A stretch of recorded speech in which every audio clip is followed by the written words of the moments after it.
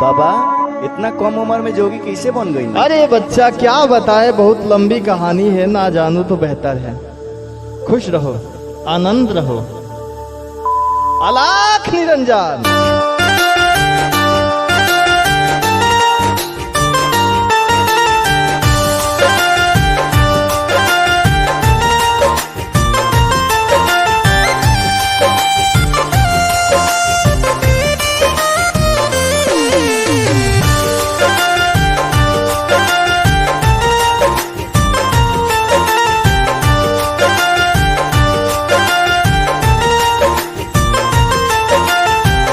हमारा में कमी भूला कौन तू यार पैलू, देखी गईलू धोखा जाने के कर तू प्यार पैलू। रहनी तोरा प्यार के हो, रहनी तोरा प्यार के रोगी यार, बन गई जोगी यार।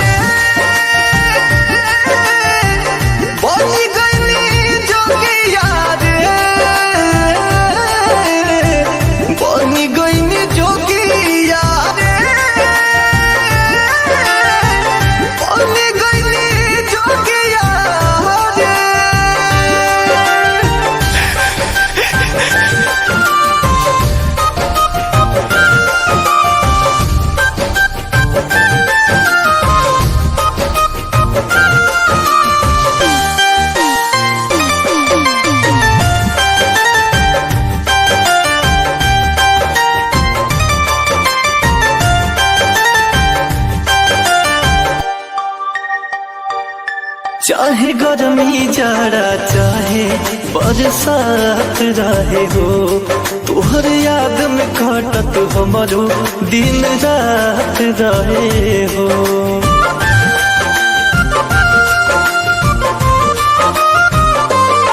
चाहे गर्मी जाड़ा चाहे बरसात रहे हो, तोहर याद में कटत हमारो दिन रात रहे हो।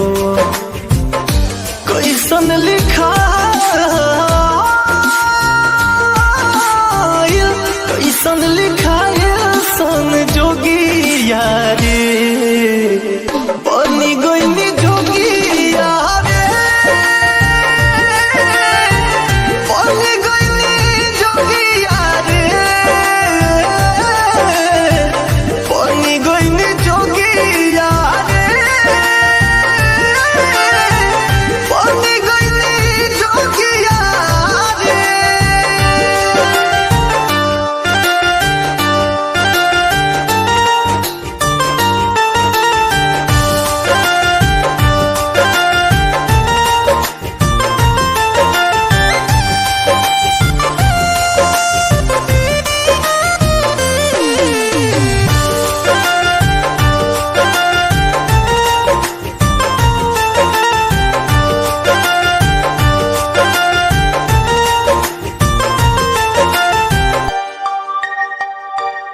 दिलदार दिल में दर्द देख चल गईलू, काहे बोला तू अचके में बदल गईलू।